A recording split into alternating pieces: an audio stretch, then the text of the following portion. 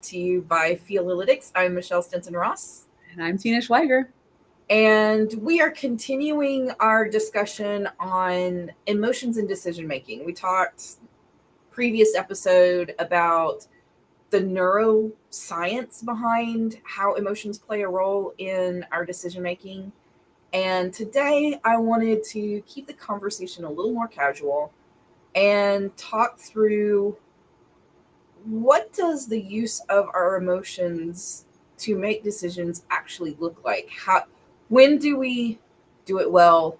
Do we not do it so well? What are some things that we can do to get better at using our emotions in an active and positive way, if that makes any sense at all? Tina, am I on the right track with this one, or am I like You're on the right track? Yes.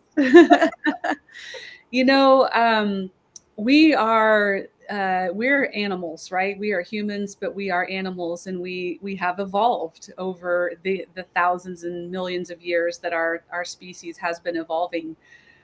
There's a whole area of study called evolutionary psychology, and it studies like how we, as an evolving species, like basically figured out how to survive.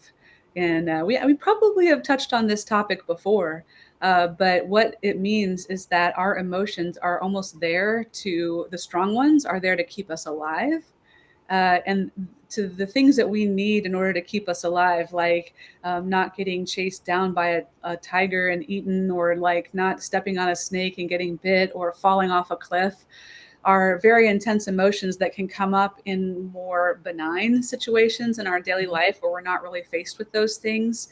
And a lot of people, maybe yourself included, or maybe you know someone like this, you have a really strong emotion, you're in the moment, maybe you're in an argument, you get angry or you get triggered, and you have to make a decision, you have to push through. It's this urge to solve and to resolve.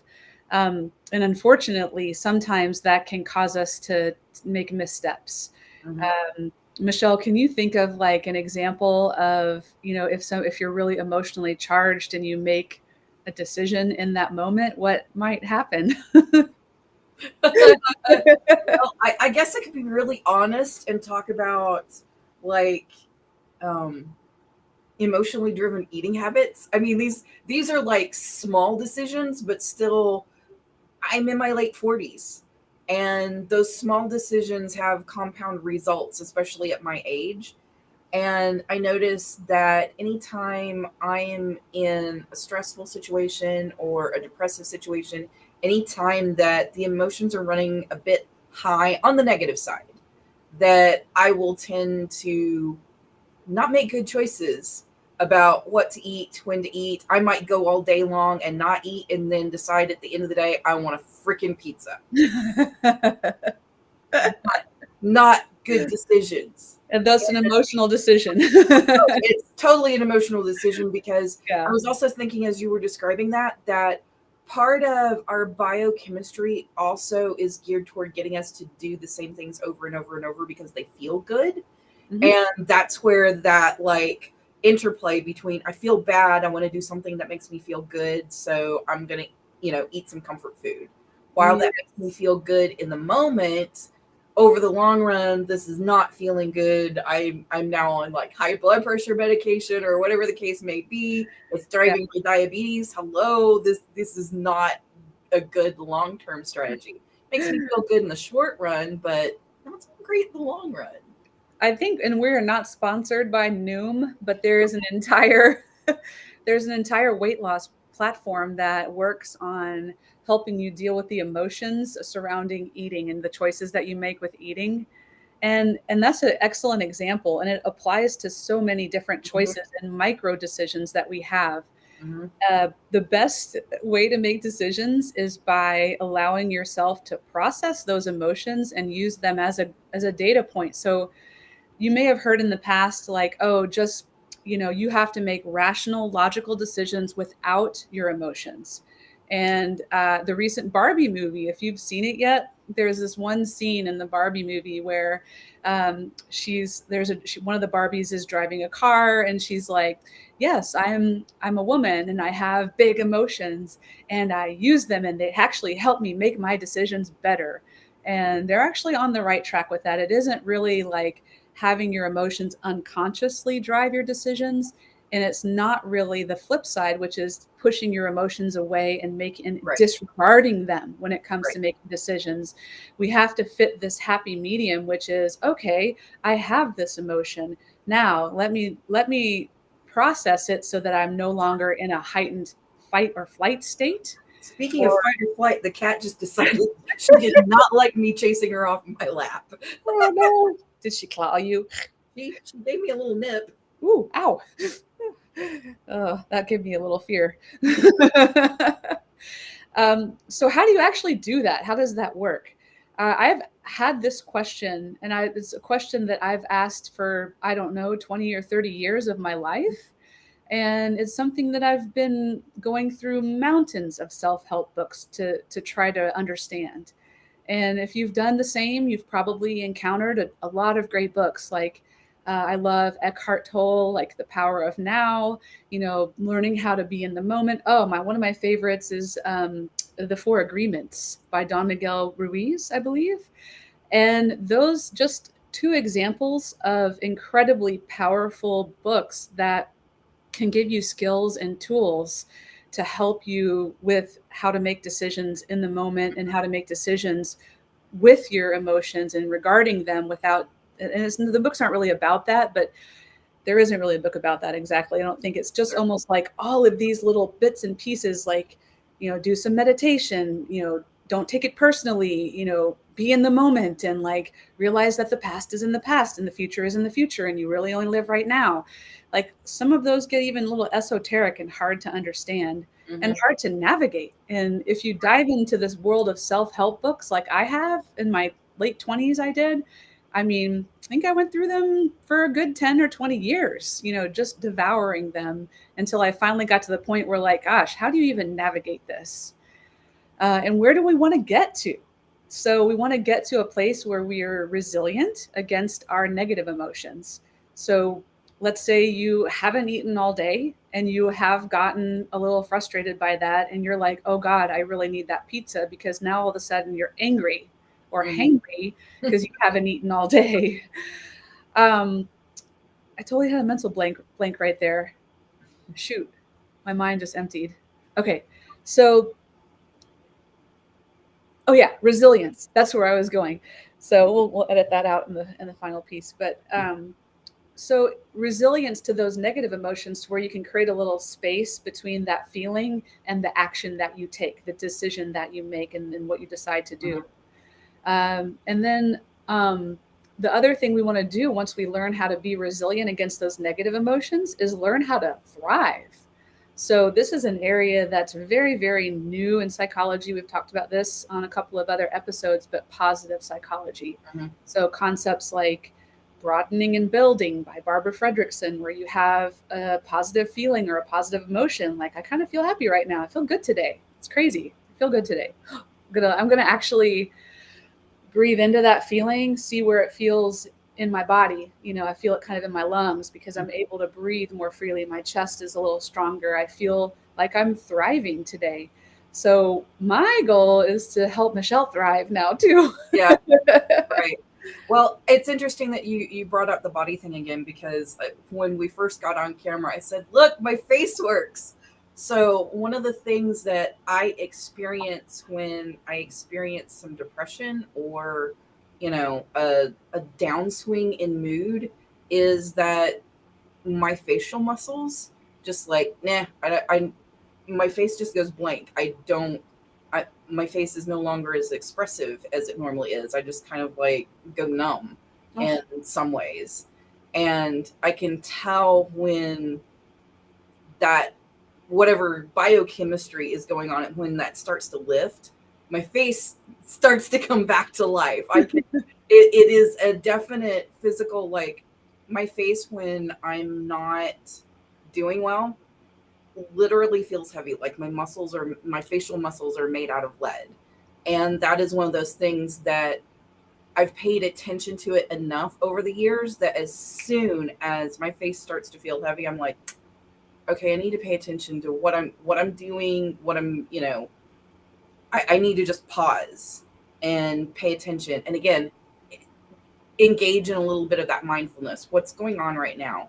Why is it I'm noticing this feeling of leaden face? And what do I need to do? What's going on? What might be triggering it? I part of me, I need to understand what's going on and what might be driving it, so that I can take action to counterbalance it. Mm. And all of that it's a skill. It's something that you learn to do. You learn to pay attention. You learn to ask yourselves the question, get curious, and then try and strategize your way back out of it without the depression or the anxiety or whatever driving you in and of itself. It's like, okay, right now, this depression or anxiety or whatever is a signal, not a driver.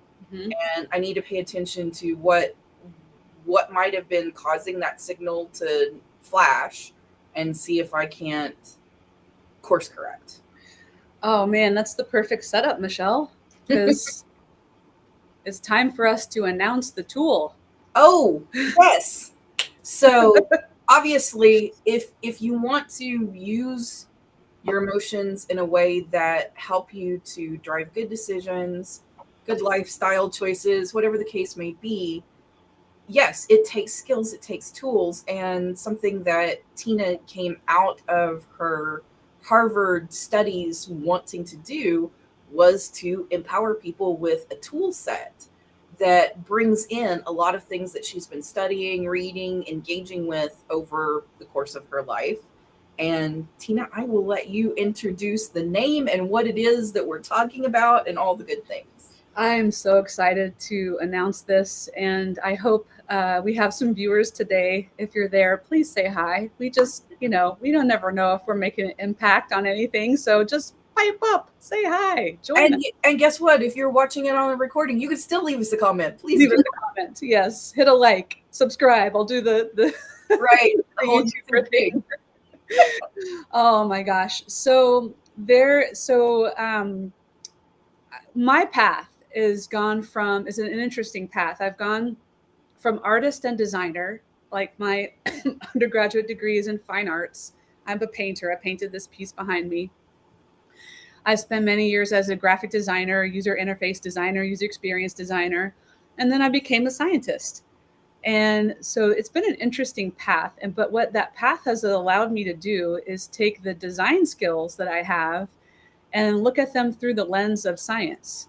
And it's something that I'm so excited to bring to you. It's a tool called FeelWise. And what this is a tool to help you identify exactly what you're feeling. As a designer and an artist, part of my training in school, and if you've had any fine arts training in visual arts, you've learned about, and probably in elementary school, you learned about the color wheel. You have primary colors, red, yellow, and blue. You have secondary colors, green, purple, and orange.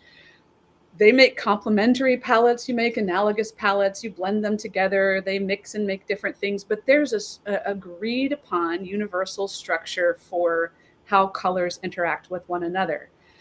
What I was surprised to find is there isn't a universal agreed upon structure for emotions. We went through this kind of at the beginning of a few weeks ago and what they were. And we kind of landed on, as a reminder, mad, glad, and sad. Or was it mad? Yeah, mad, glad, and sad. Those are basically the primary colors of emotions. Brene Brown's research pretty much fundamentally showed that most people's primary colors of emotion, if you call it, are mad, glad, and sad. So not to, in an effort to try to bring a universal structure, I took about 144, 150 emotions and organized them. And I'm going to show that to you right now.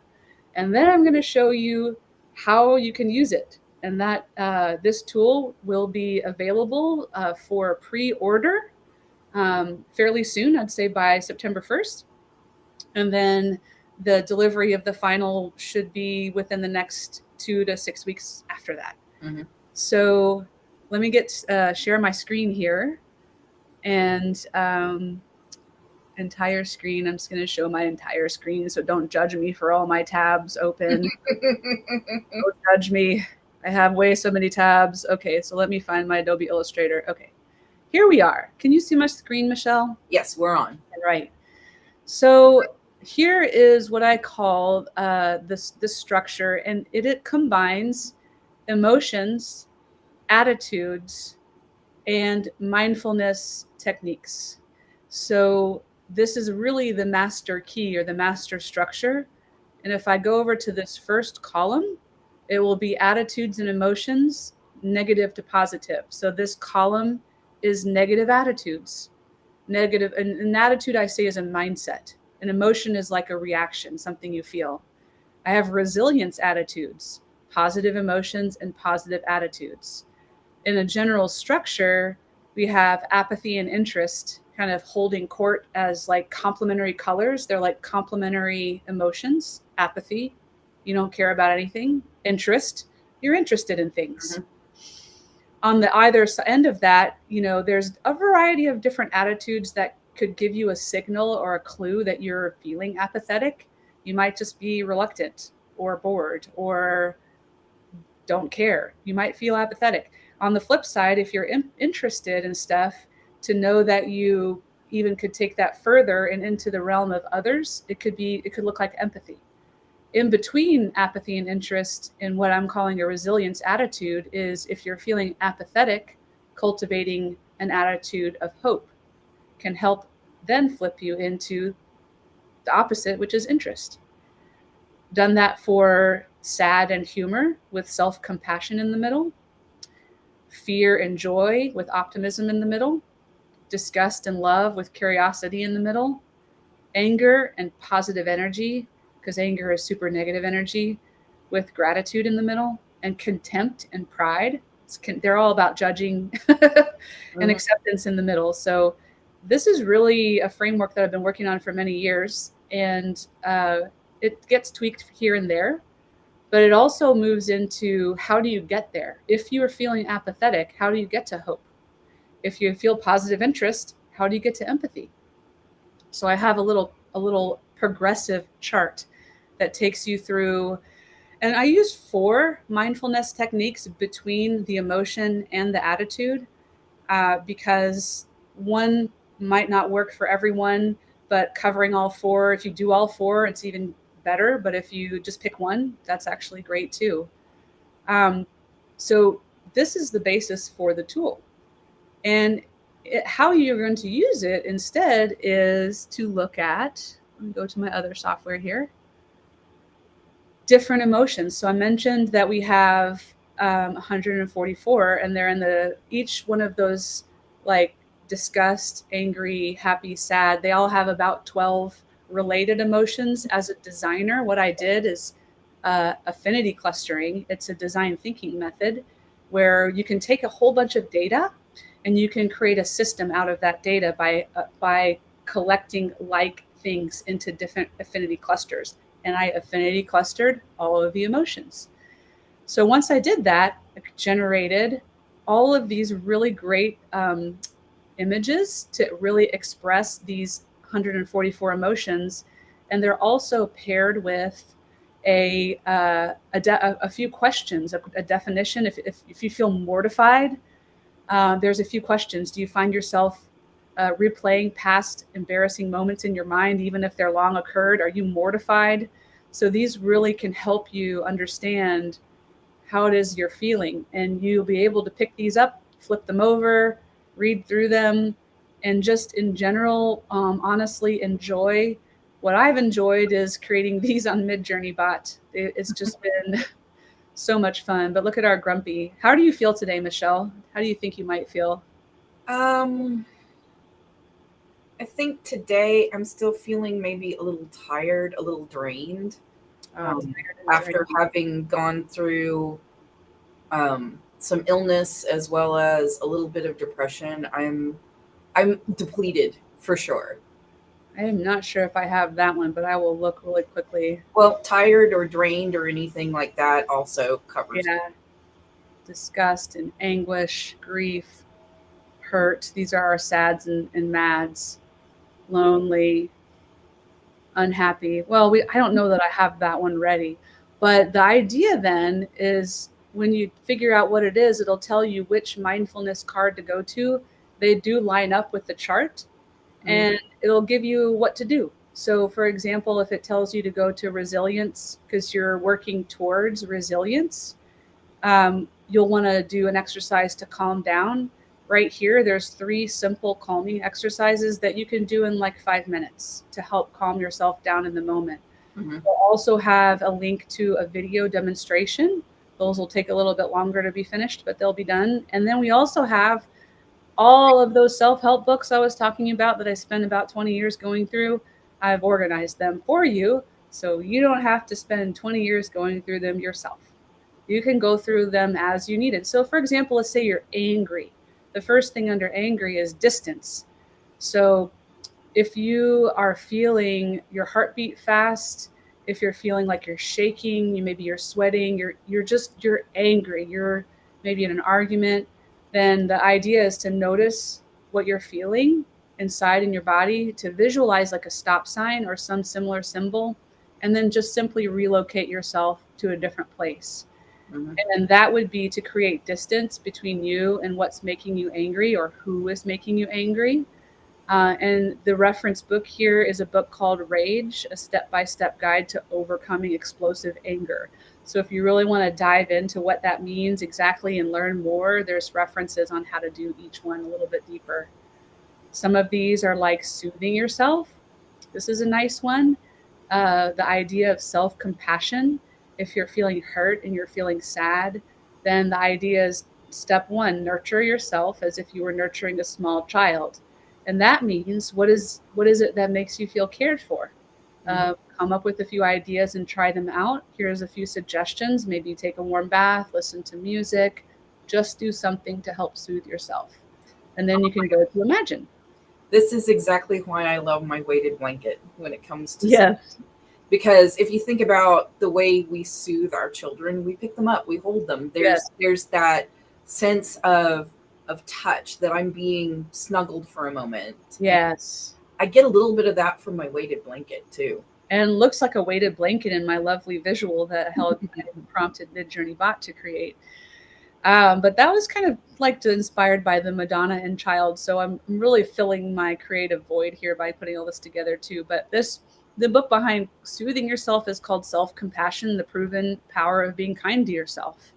And I talked through the author and just a quick little sentence or two about what does this mean? It's concept of self-parenting, and soothing. So just taking these little bitty concepts and lining them up and then putting them with the emotions that they go with so that you can work towards these different attitudes.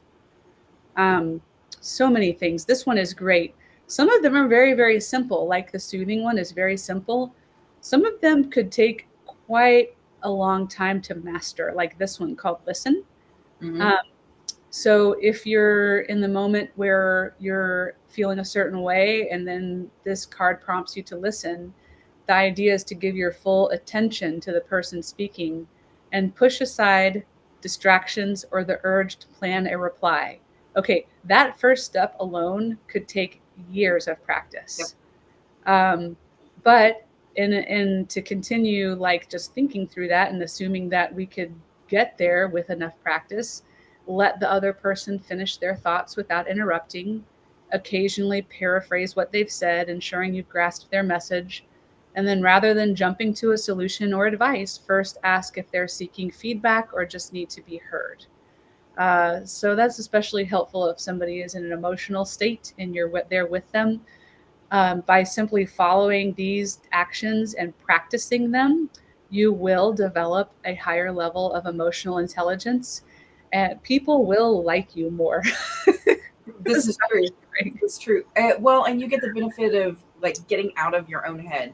Heather and I were talking about it. She asked me as I was like struggling this week. She said, "What would you find helpful? She was very mindful in the way she even asked the question. And I said that at this point, being the extrovert that I am, that I actually need to receive some energy from being around other people in person.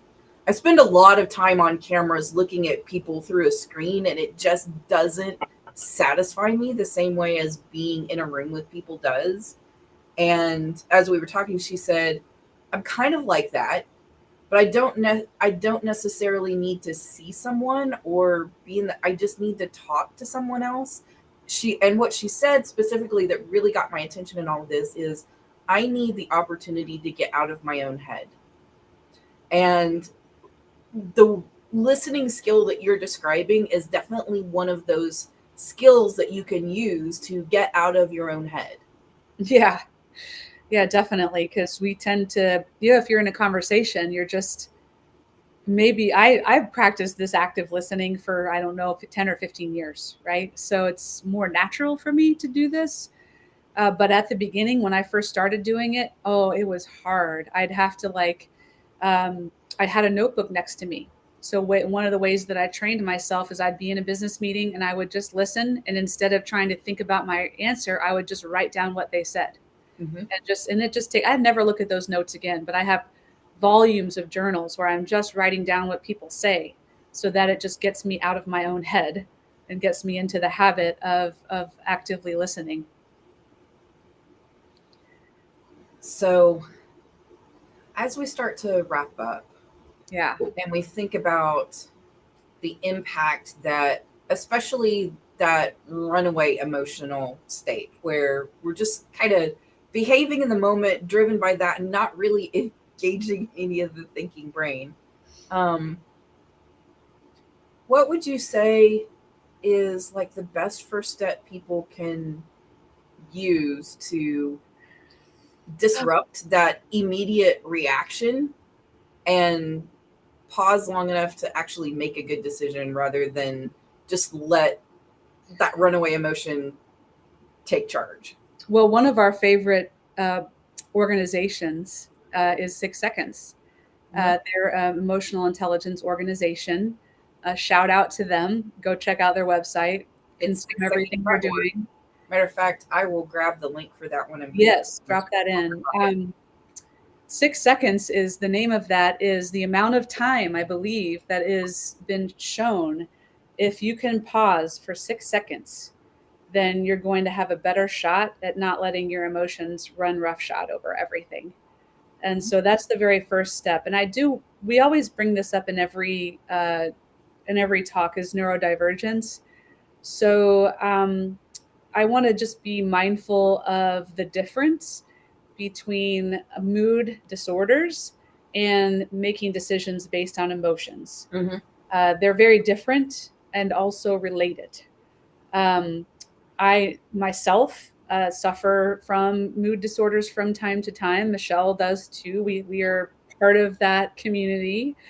We understand it intimately. And like Michelle was saying earlier, that her cue is for her that her face loses expression, which I think is a fantastic level of self-awareness, by the way, that you have really pinned it down to something that you actually can't see yourself unless you're looking in the mirror. Mm-hmm. That your expressions are sort of falling and your facial muscles are falling, and that's your sense to know that you need more therapeutic support, more medical attention or support. um, if you can identify those kinds of things within yourself. For myself, what I've noticed is that if I have an anxious or irritable mood, and it's doesn't matter what the context is, I still feel angry, sad, or irritable or anxious, or my stomach is fluttering a lot, that is a indication that it's more than just my emotions trying to run the show. It's actually some chemical imbalances that I need to maybe set aside time with my therapist or my doctor, and just revisit that from a healthcare perspective. Mm-hmm. So I just, because we're always mindful of that and bringing it back to that, I wanted to make sure we covered that off before signing off. Fantastic. Tina, thank you so much for another really helpful and valuable conversation. This was exactly the type of conversation I need after the week I've had.